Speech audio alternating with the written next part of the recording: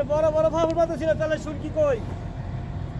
আল্লাহু আকবার, তাকবীর বল, আইনে দেশে সবুজ দল, কি শিখছো ছাত্র দল, ভেঙ্গে দিব অত্যাচারের রাজমহল।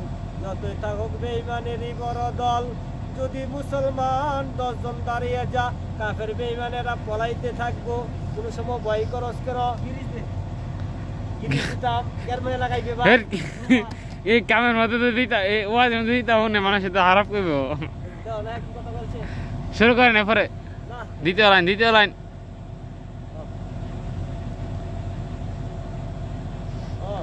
আমাদের নবীজি ফিলিস্তিন সম্পর্কে কি বলেছে? আমাদের নবীজি বলেছে ফিলিস্তিনের উপরে শাম একটি শহর ছিল। শাম শহর হলো পৃথিবীর মেরুদণ্ড, সবচেয়ে রহমতের জায়গা শাম শহরটা। মুখটা খুললেন, মানুষ চিনবে না?